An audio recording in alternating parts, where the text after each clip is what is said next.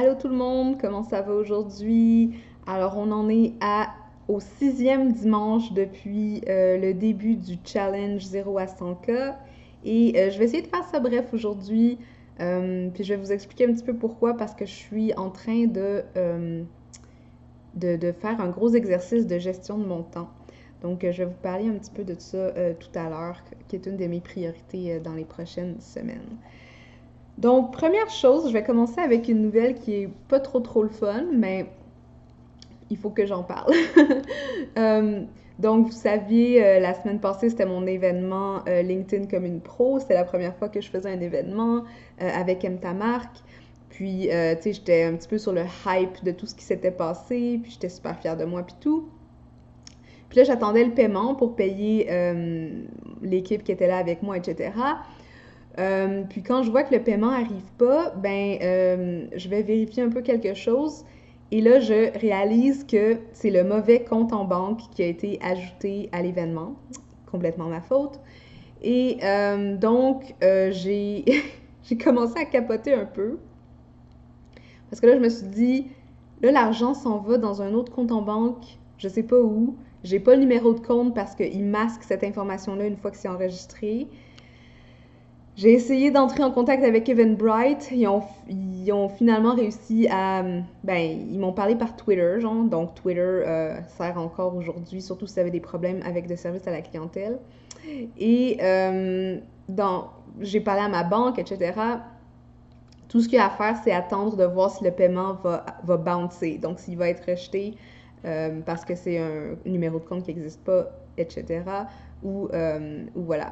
Donc, c'est un petit nuage au-dessus de ma joie sur mon événement parce que j'ai pas encore vu l'argent de cet événement-là, puis ben, des dépenses, il y en a eu, hein, mettons.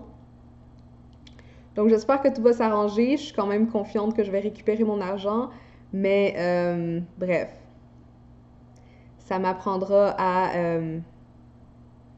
à pas vérifier mes informations de paiement quand on t'envoie le petit courriel de dire vérifiez vos informations de paiement. Bref. Par rapport à LinkedIn comme une pro, on voulait aussi ouvrir une nouvelle date, probablement en juin, pour profiter du momentum parce qu'il y avait beaucoup de personnes qui n'étaient pas disponibles ben, le 19 mai vu que c'était une longue fin de semaine. Puis, en faisant des calculs, parce que bon, je pense que j'en ai parlé dans la dernière vidéo, j'ai commencé à faire des calculs sur combien les projets sur lesquels je travaille en ce moment me rapportent en termes de tarifs horaires, mais aussi en termes de profit à la fin de l'année par rapport à tout investissement que je fais. Et le but de tout ça, c'est d'éliminer les projets qui sont les moins lucratifs ou ceux dans lesquels je m'investis beaucoup, parce qu'on peut réaliser qu'on met beaucoup on va faire peut-être beaucoup de profit sur un produit qu'on pense être une mine d'or, mais quand on comptabilise le temps et les ressources qu'on met là-dedans, ben on se rend compte qu'on est dans le rouge. Donc, c'est un exercice qui est vraiment intéressant, mais que je suis obligée de faire. Puis là, je l'ai fait avec LinkedIn comme une pro, peut-être un petit peu après, un petit peu trop tard, mais bon, je viens juste d'apprendre sur cet exercice. Je ne suis pas une personne de finance. Et j'ai réalisé que le prix qu'on demandait était vraiment trop bas. Que je finissais par, pour tout le temps de travail que je mettais là-dessus, je finissais par ressortir avec quelque chose comme 20 de l'heure. Ce qui naturellement n'est pas... ça fait longtemps dans ma vie que j'ai pas fait 20 de l'heure. Et puis ça, c'est vraiment les coûts récurrents. Donc, après d'avoir monté l'événement pour la première fois. Donc là, je suis en train d'essayer de voir, tu sais, parce que d'un autre côté, je veux pas monter le prix trop. Je veux pas non plus baisser sur la qualité qu'on offre, parce que je pense que c'est vraiment, tu sais, je trouve que ce qu'on a offert comme qualité la dernière fois, c'était vraiment ça que je voulais. Là, on est vraiment tombé dessus. Donc c'est vraiment des réflexions à faire, à savoir est-ce que ça va être un événement qui va être lucratif sous cette forme-là. Parallèlement, je suis en train de créer une offre pour entreprise.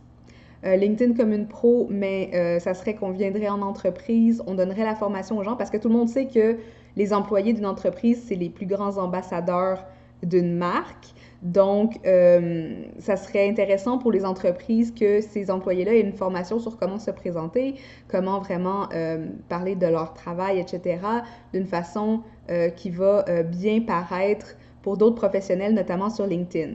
Puis d'avoir des photos professionnelles pour des employés, c'est quelque chose aussi qui est assez standard en entreprise. Donc, nous, on offrirait ce produit-là en plus d'avoir une formation en image de marque.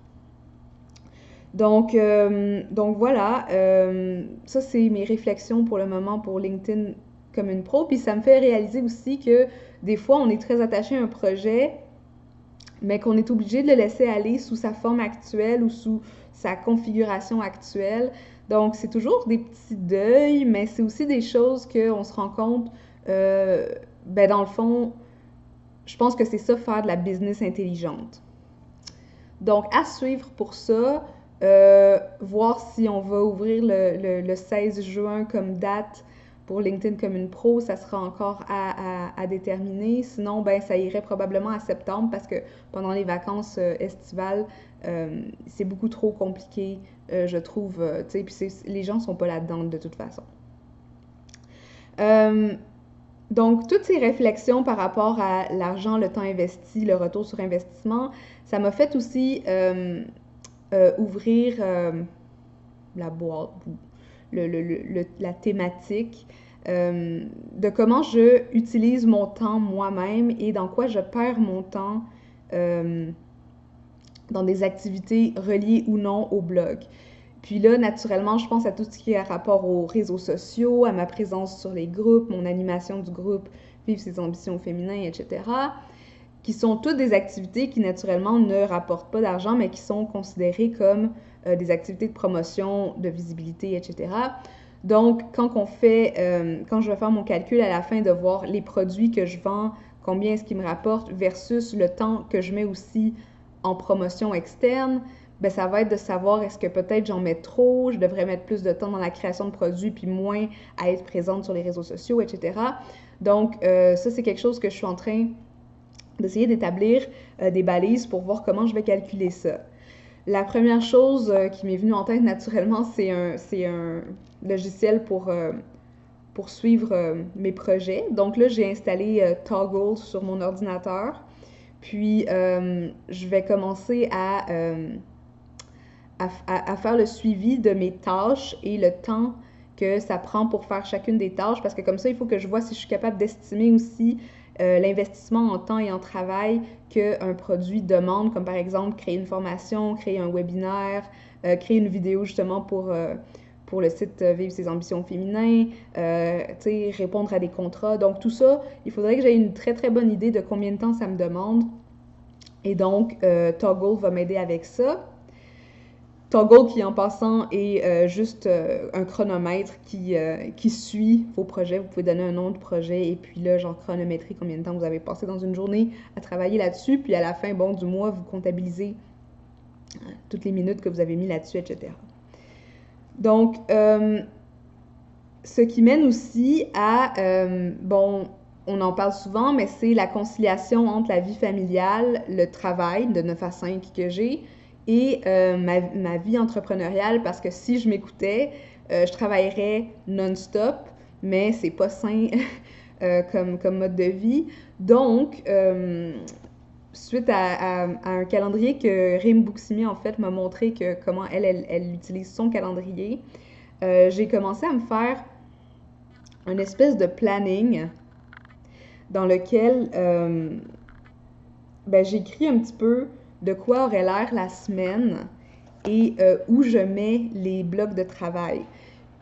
Puis, pourquoi je pense que ça va être vraiment utile pour moi, c'est que je pense qu'un des endroits où est-ce que je perds le plus de temps, c'est le multitâche. Donc, passer d'une tâche à l'autre, reprioriser mes choses pour savoir sur quoi je vais travailler maintenant.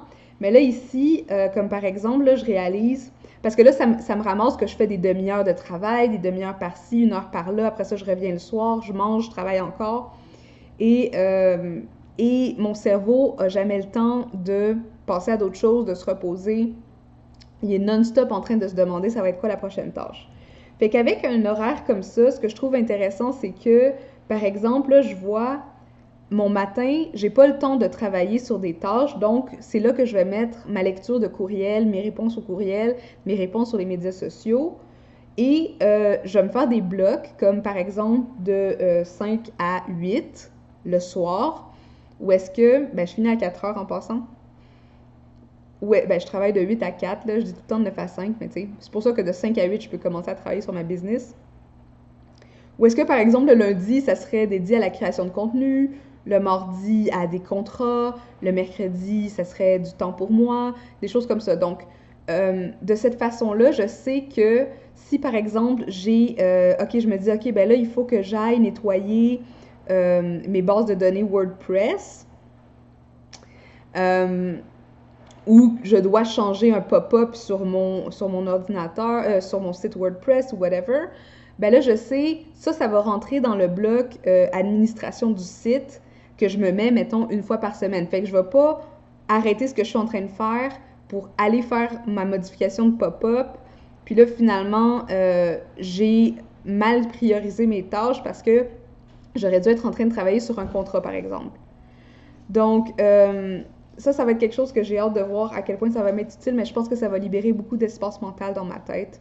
Puis, ben, je vous encourage aussi à le faire parce que ce qui est bien là-dedans, c'est qu'on peut aussi intégrer le temps pour soi. Comme là, par exemple, je me dis, après 8 heures, après souper, ben, je travaillerai pas. Ça va être du temps que je vais passer avec mon mari, avec mon chien, puis avec mes amis, etc. Fait que ça va être du temps avant de me coucher où est-ce que, ben, il n'y aura pas de travail, puis je vais vider mon cerveau un petit peu. Dernière chose que je suis en train d'apprendre un petit peu à titre d'entrepreneur, ben c'est tout ce qui a rapport à la gestion de ses collaborations, de la qualité du travail qu'on fait, puis surtout quand on travaille en équipe, parce qu'à un moment donné, je peux pas tout faire, il faut que je délègue. Trouver la meilleure façon de déléguer, mais aussi être capable de communiquer le niveau de qualité, puis trouver les bonnes personnes qui vont vraiment livrer le niveau de qualité que je désire, mais aussi, puis c'est ça qui est comme un peu drôle, hein, c'est parce que il faut que tu trouves quelqu'un qui va livrer le niveau de qualité, mais aussi avec qui tu t'entends, puis qui comprend tes projets. Donc, je trouve que c'est vraiment, tu sais, de plus en plus, genre, je travaille là-dedans, de plus en plus, je trouve ça difficile de trouver ça, puis de trouver comme les personnes parfaites pour collaborer. Et aussi, ça mène à... tu sais, parce que des fois, on aime des gens, mais après ça, on regarde la qualité qu'ils font, puis ça ne fit pas vraiment avec notre marque. Puis des fois, vice-versa, tu sais, ils font quelque chose de super bon, super bonne qualité, mais t'as comme pas vraiment envie de travailler avec eux parce que vos personnalités ne fit pas. Fait que, en tout cas, s'il y a des entrepreneurs qui écoutent ça, j'aimerais ça savoir comment vous gérez ça. Parce que là aussi, c'est toute l'histoire de comme, tu sais, je veux pas juste devenir, ben, c'est ça. Ben là, mon mari arrive, fait que je vais finir cette vidéo-là pour pas qu'il y ait trop de bruit en même temps. Mais sinon, ben, je vous souhaite une belle semaine. Puis, salut! Ce sera à la prochaine.